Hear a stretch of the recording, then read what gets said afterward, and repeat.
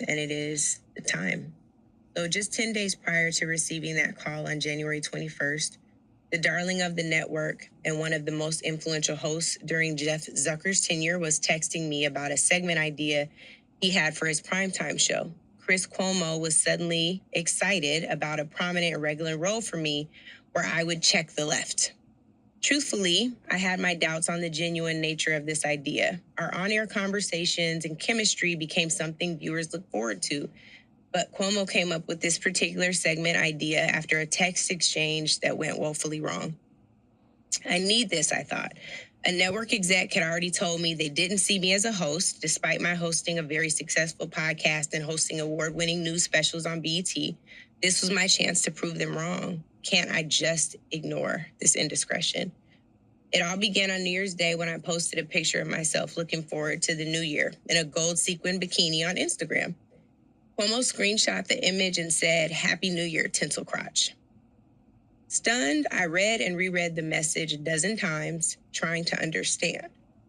If I somehow brought this on myself, since whatever you post on social is fair game, right? I teared up, like now, then the tears flowed.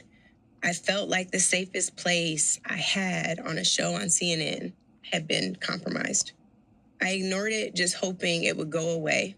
Or even more, did I imagine this? But I didn't. A few hours later, he said hello. I didn't respond for 2 more days, despite his plea the next day to call because he wanted to discuss work.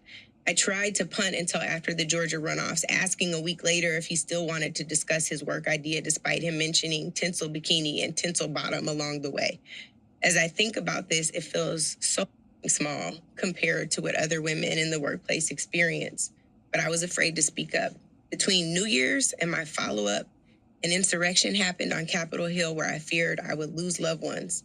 I felt like if I called him out, I was risking everything I was finally starting to build with the network. And as someone who is known for being courageous, I cannot begin to tell you how much I felt like, or even now feel like, a coward.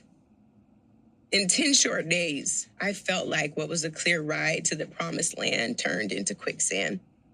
Even upon receiving the call about my contract not being renewed, I was talking to another network about a big opportunity and feared I would lose that work.